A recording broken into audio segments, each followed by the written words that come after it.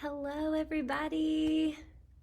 We're live on the Stress Release Challenge for the spring. I'm so excited for you guys to be joining me today.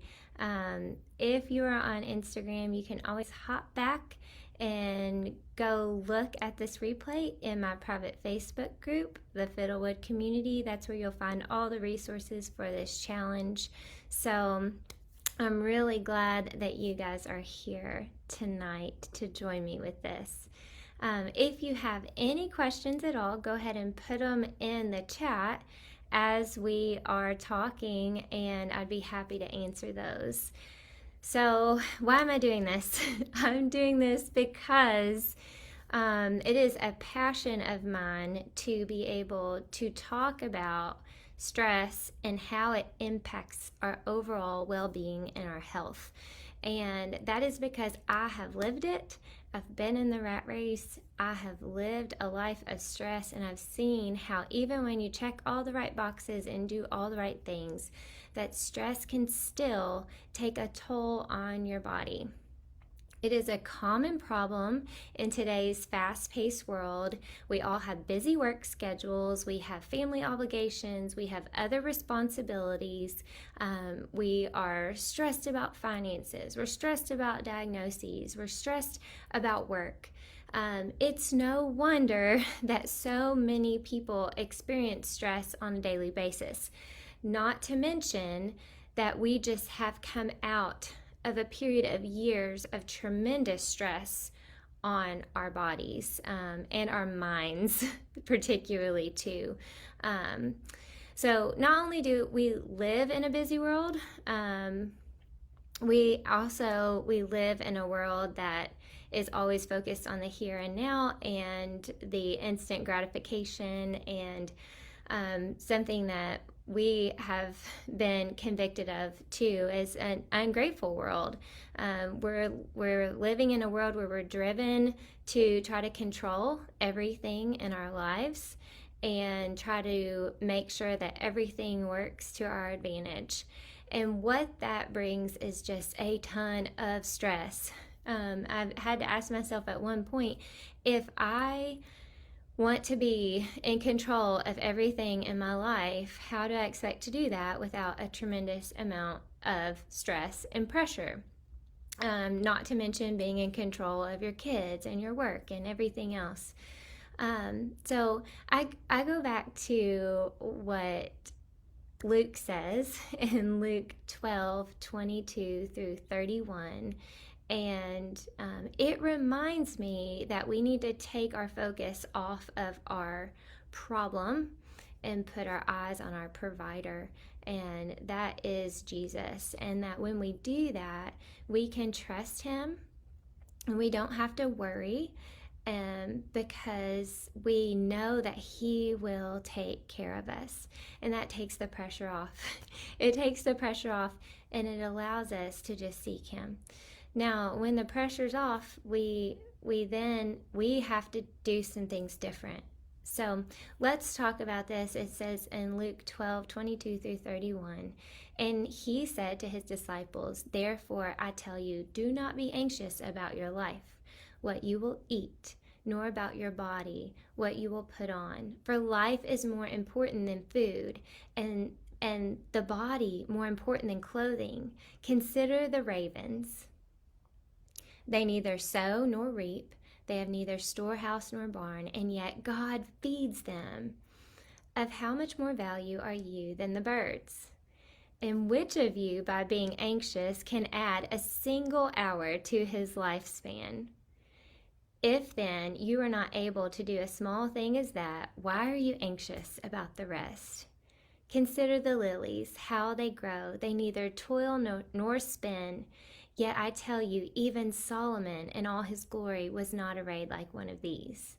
But if God so clothes the grass, which is alive in the field today, and tomorrow's thrown into the oven, how much more will he clothe you, O you of little faith?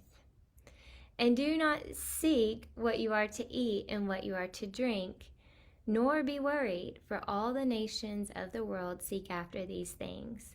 And your Father knows that after these things, your Father knows that you need them. Instead, seek his kingdom, and these things will be added to you. So he's telling us not to worry and to focus on God and trust God, because then all those things we worried about will be added to us. So we have to step back and take on that perspective in order to decrease some of the stress that we put on ourselves and some of the worry. And we have to do some things differently. What I mean by that is we have to change how we live in order to manage the stress we're under, because the stresses don't stop coming, do they? They're always going to be here, and I don't think our society is slowing down. So we almost have to get countercultural a little bit, and actually change how we're living so that our brains and our bodies physiologically are not stressed out all the time. When we're living like that, we're in fight or flight, the cortisol releases in our body. It's causing chronic inflammation, oxidative stress, leading to DNA changes and brain changes, which is leading to disease. So how do we change that? If we're living in this world, like I said, first we need to change our focus. Take our perspective and take it off our problems and put it on our provider. And then second, there are so many little ways that we can manage our stress and break the cycle, but we have to make sure that we're doing them naturally and healthily. So this week, I want to help explore the 5 senses and show you how you can use what God's already given you to relax and be calm and be centered. The cool thing is that when we just take the time to slow down and use what God has wired us with, you will see that you were designed to heal. You were designed to do these things. He gave you the innate tools to break this cycle, and we just have to choose to change the habits. So throughout this challenge, I'm going to encourage you to do something each day, but it won't work if you only do it once. And I say that kindly because sometimes people want to do something and see instant gratification. Go ahead and put yourself in the bucket of you are stressed out. And you've been stressed out chronically for some period of time. In order for you to reap the benefit of the challenges that I give you, you need to do them multiple times over a period of time to really make a difference. So my tips for you are, I want you to try to habit stack this information. And what does that mean? It means that you want to do something different, so you need to stack it onto another habit for you to actually stick to it. So if I say, I'm going to go outside for 20 minutes at 7 p.m. and watch the sunset on my porch with my cup of chamomile tea, then going outside is probably something that I already have built in to my habit, to my life. And then you can stack a habit on top of that. Then after I drink my tea, I will spend this much time doing this. And then after I'm done with that, I will go on to this. So that's how you can build new habits.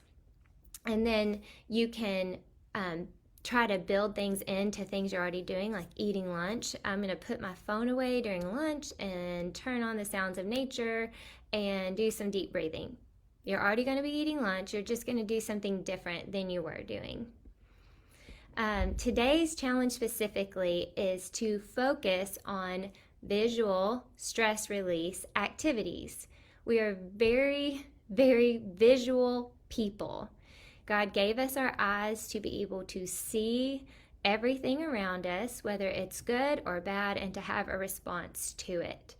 We are stuck a lot of times in front of these devices for work and for pleasure, and we don't often take time to see the world around us anymore.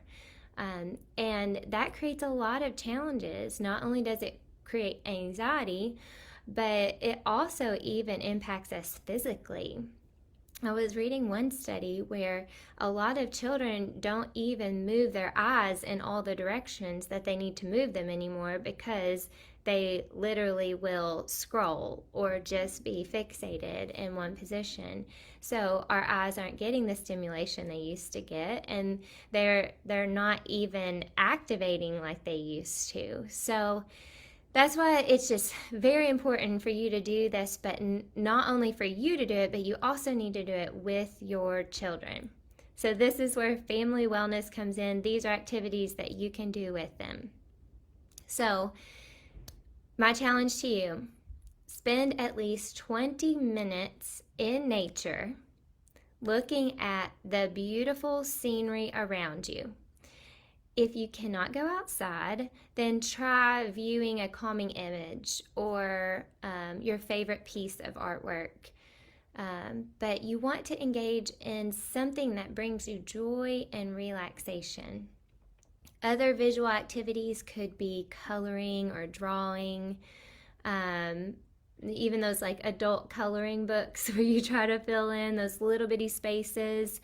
That is a very parasympathetic, calming activity.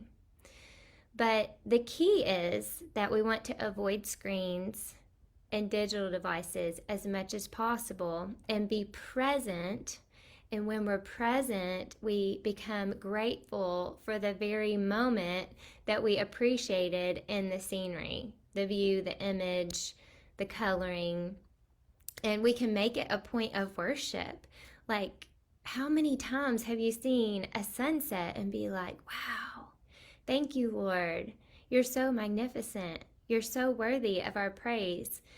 Often we worry about the future and we forget that moment. We don't even see the sunset anymore because we're so wrapped up in all the little things to do.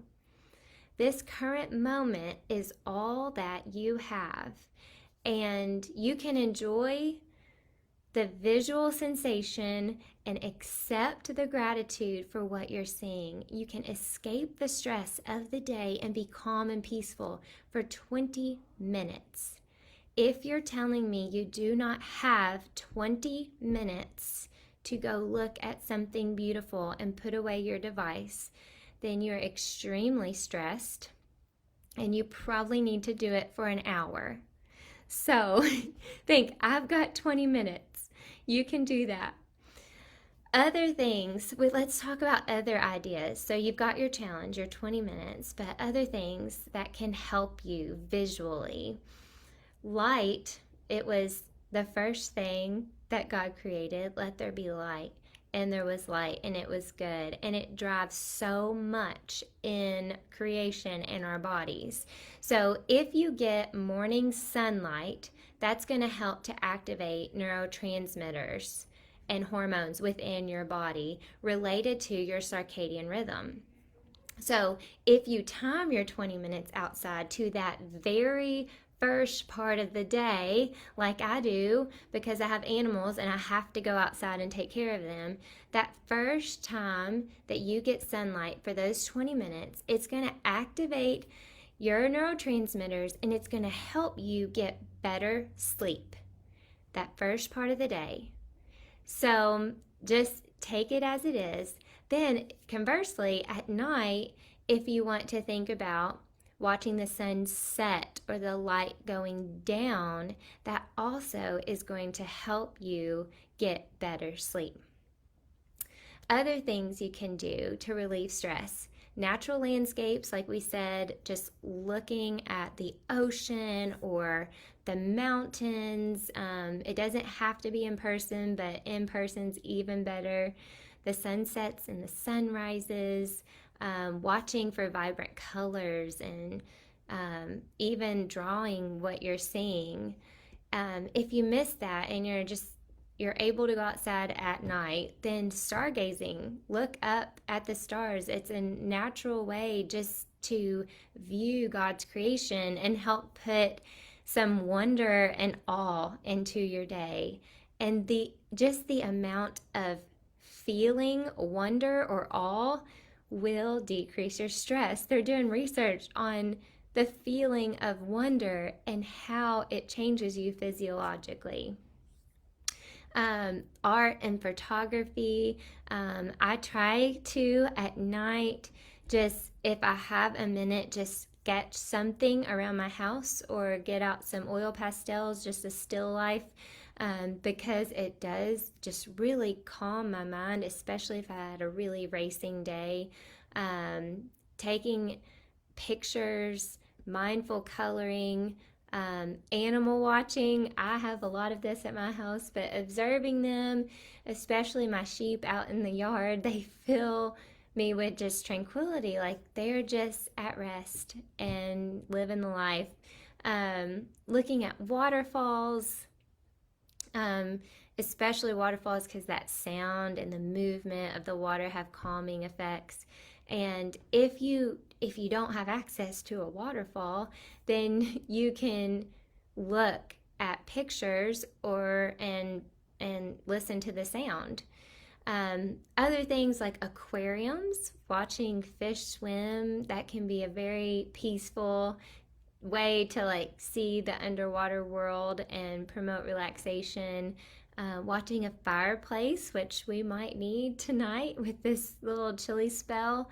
It is a natural way to use vision, and the warmth and the flickering and the light promote that feeling of comfort and relaxation that we all love. Watching the clouds, that can be fun and promote wonder, and also promote some creativity as you're trying to think of what the clouds look like. And when I name off all these things, I'm like, gosh, this is stuff that I loved to do as a child. Like, this is what made the world such a wonderful place to live. Why is it as adults we completely lose the wonder in everything around us? We need to put down our phones and decrease the busyness and just look around, because it's so amazing. So whether it's through landscapes, sunsets, stargazing, art, photography, coloring, animals, waterfalls, aquariums, fireplaces, cloud watching, any of the above, they're all visual techniques when you do them purposefully that you can build into your daily routine to reduce your stress levels, promote feelings of well-being, and enhance your overall quality of life. So it's easy. You just have to be still for 20 minutes a day.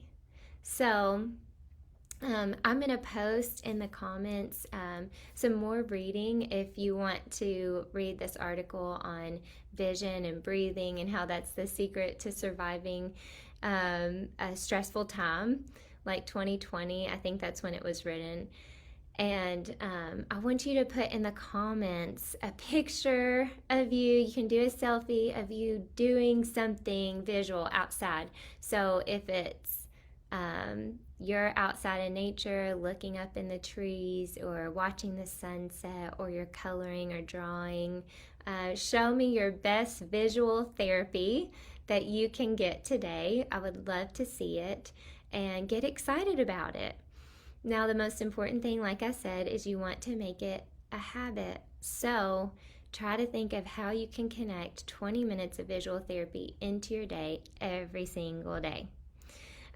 Other things, I'm trying to give you lots of resources whenever we're going through this, is that there is a supplement called Blue 2 from Panacea, and I sell it in my e-store, and I will post additionally after this about that. And Panacea, it is a company that makes this Blue 2 that has blueberry extract, and blueberry extract helps support vision health by supporting circulation and in the capillaries itself, it becomes a potent antioxidant for free radical damage. So we want to protect our vision as much as possible.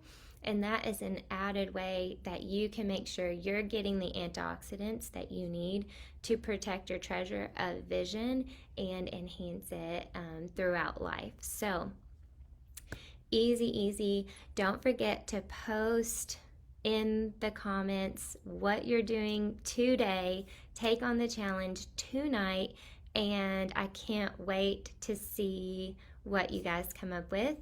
I will be on here again tomorrow to talk about hearing. So have a wonderful night, and I will see you tomorrow.